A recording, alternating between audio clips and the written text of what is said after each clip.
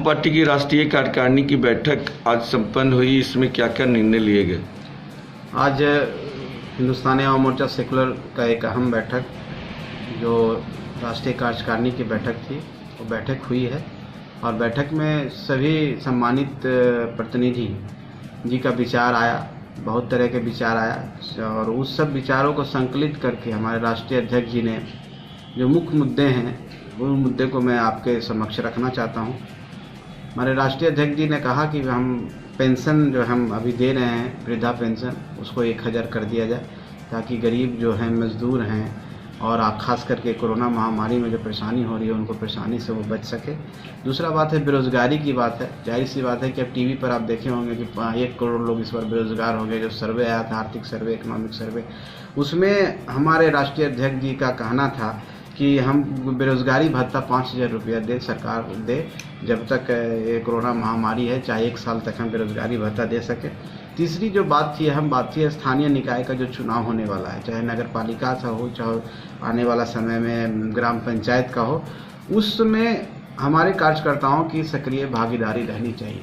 वो ग्राम पंचायत चुनाव हो चाहे नगर निकाय चुनाव हो, उनकी सशक्त भूमिका होनी चाहिए और उसमें पार्टिसिपेट करें, जिससे क्या होगा कि पार्टी ग्राउंड स्तर पर मजबूत होगी और पार्टी का विस्तार होगा।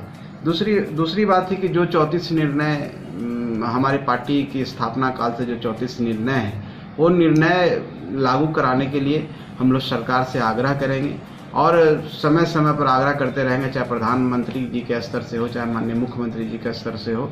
हम लोग उन निर्णयों को लागू कराने के लिए आग्रह करते रहेंगे और माननीय मुख्यमंत्री जी को उन्होंने धन्यवाद दिया है कि कुछ निर्णय उन्होंने पूरा किया है। जैसे ठेकेदारी में आरक्षण की बात है उसको बढ़ाने की भी बात उन्होंने कहा है। मैंने 34 निर्णय जो हमारे हैं वो निर्णय पर हमारी जो मुख्य आइडियोलॉजी है उस पर हम कायम रहेंगे। तीसरी बात ही वैक्सीनेशन के लेकर जो दलित और गरीब वैक्सीनेशन से कहीं शंका है और कहीं दूर रहते हैं, उस वैक्सीनेशन को पूरा करें। इसके लिए हमारे राष्ट्रीय अध्यक्ष जी ने एक वीडियो मैसेज जारी करके सभी गरीबों से अपील किया है, सभी दलित भाइयों से अपील किया है कि वो ज़्यादा से ज़्यादा वैक्सीनेशन में भाग ले सकें ताकि महामारी पर हम काबू पा सकें।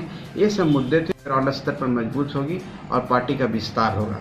दूसरी बात थी कि जो 34 निर्णय हमारी पार्टी की स्थापना काल से जो 34 निर्णय हैं वो निर्णय लागू कराने के लिए हम लोग सरकार से आग्रह करेंगे और समय समय पर आग्रह करते रहेंगे, चाहे प्रधानमंत्री जी के स्तर से हो चाहे माननीय मुख्यमंत्री जी के स्तर से हो।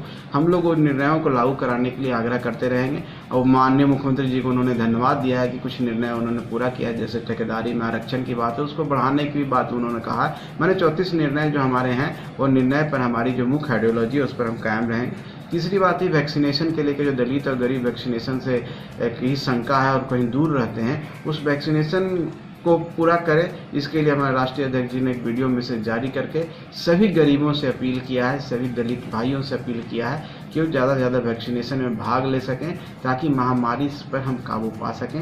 ये सब मुद्दे थे। बाकी संगठन स्तर पर हम अपने पार्टी को कैसे विस्तारित कर सकते हैं, संगठन स्तर पर कैसे हम अपने पार्टी को मजबूत कर सकते हैं, कैसे ज़्यादा से ज़्यादा सदस्य बना सकते हैं, इन सब बातों पर विचार हुआ और कैसे लोगों से कोरोना काल में हम जुड़ सकते हैं। उस स्तर के लिए हम वर्चुअल मीटिंग के माध्यम से हम अपने कार्यकर्ताओं को जोड़ें, जिला स्तर पर जोड़ें, प्रखंड स्तर पर जोड़ें। इसके लिए कार्य योजना बनाने को कहा गया है। एक स्टेट लेवल टीम बनेगी और मॉनिटरिंग करेगी कि कैसे हम अपने कार्यकर्ताओं को जोड़ सकते हैं। और आने वाले समय में आप देखेंगे कि हम ज़्यादा से ज़्यादा कार्यकर्ताओं के साथ एक साथ वर्चुअल माध्यम से जुड़ेंगे।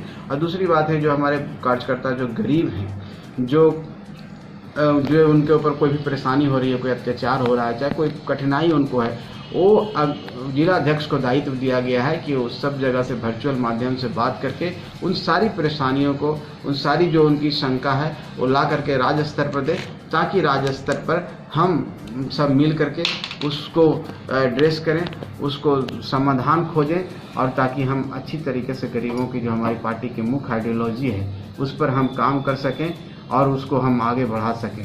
और सबसे जो महत्वपूर्ण बात हुई है, जो आप देखे हैं कि मीडिया में तरह तरह के कयास लगाए जाते हैं, हमारे राष्ट्रीय अध्यक्ष जी ने एक लाइन में एक बात बोली है कि हम एनडीए में हैं, एनडीए में रहेंगे, ये सब जो ख्याली जो लोग अपने अपने हिसाब से ख्याली पुलाव पका रहे हैं वो पकाते रहें। हम एनडीए में हैं, एनडीए में रहेंगे और गरीब के मुद्दों को लेकर के अनुरोध पूर्वक आग्रह करते रहेंगे।